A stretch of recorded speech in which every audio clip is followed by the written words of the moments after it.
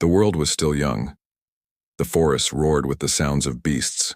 The ground was hot, the air heavy, and the sky seemed far too close to the earth. The first humans wandered between fear and hunger, creatures with human bodies, but the faces of beasts they once were. Their eyes reflected the fire's flame and the emptiness of loneliness, and among the plains and mountains of a nameless world, there existed a forgotten tribe, the tribe of Ura. They lived among stones and smoke, eating what they hunted and fearing what they could not understand. Fire was the invisible god that warmed them, protected them, and punished them. They slept around it like frightened children, knowing that when the fire died, the darkness brought death. But within that tribe, something new had begun to grow, something different. Among the females was a woman named Nara. Her skin was golden from the sun, her eyes as dark as the deep river. Her belly grew with each moon. And for the men of the tribe, that was more than a mystery. It was a miracle. For many seasons, no woman had carried life. Cold, disease, and wild beasts had stolen the future. But now Nara's round belly shone under the firelight like a promise. Some said the child belonged to Cruin, the leader. Others swore it was Therax, the lone hunter who walked in shadows. And with that, jealousy was born. And with jealousy came fury. Cruin was the strongest of the tribe. His body carved from stone, his face broad, his teeth sharp, his eyes always alert. He led not through kindness but through fear. Therax was different, silent, slow in his movements, deep in thought.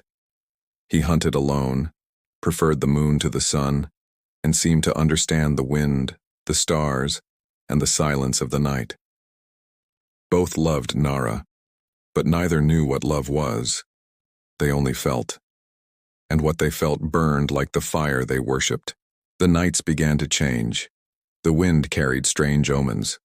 The prey fled far from the plains, and Nara cried alone, not knowing why. She felt the baby move within her, strong, restless, as if the spirit of life itself was fighting to be born. Sometimes she dreamed of things that did not exist. Soft voices, children's laughter, daylight without fear. But deep inside she knew this birth would change everything. One burning afternoon the tribe hunted under a merciless sun. The air shimmered with heat. Therax returned from the south, covered in blood and mud. He had fought a saber-toothed tiger. His body bled, but his eyes searched for only one thing. Nara. He found her by the river alone. She was washing her skin, touching the water gently, as if praying without knowing how. The sound of the river over the stones was an ancient song. The wind moved her hair, and the sunlight glowed on her wet skin.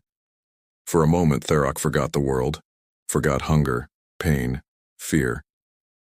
He just watched. Then, a sound behind him. Heavy steps, harsh breathing. Cruin.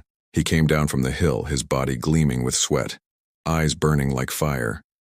When he saw Therax near Nara, a roar tore the air, so fierce that even the birds fled. The two giants faced each other, no words, only hatred pulsing. Therax moved first. Cruin struck back. The sound of impact echoed like thunder. The ground shook, water mixed with blood. Nara screamed, trying to stop them, but the beasts within them had already awakened. Punches, growls, teeth, claws, the pure instinct of men who were not yet men. The tribe gathered from afar, afraid. The children cried. The elders beat their drums, as if the sound could drive away the curse. Therax fell, then rose again with a roar that shattered the silence. He grabbed a massive stone. The sun flashed upon it, and for a single breath the fate of humanity hung in his hand. Then Nara screamed, a cry of pain and despair. She fell to her knees, her hands on her belly. Time stopped. The wind died. The fire dimmed. Cruin and Therax froze, blood dripping from their chests, breathing heavily. Both looked at her and understood. In that moment they realized their battle didn't matter. The enemy was not each other. The enemy was the instinct within. Cruin dropped to his knees beside her. He touched her face with bloodied hands. She still breathed. Her eyes, full of pain, searched for his, and from her cracked lips came a sound. A new sound. One no human had ever spoken before. Life. That word crossed time itself, and it still echoes in every human heart. That night, beneath the storm and fire, the child was born, small, fragile, covered in blood and light. The first human cry echoed among the stones. The beasts stopped. The wind fell silent. Even the fire seemed warmer.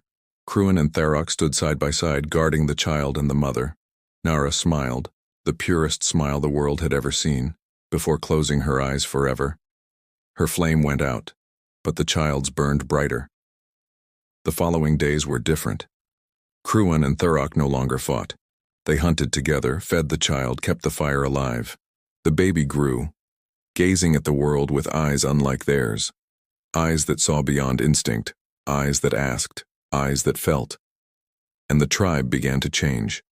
The drums grew softer, the stares less fierce, the hearts less wild.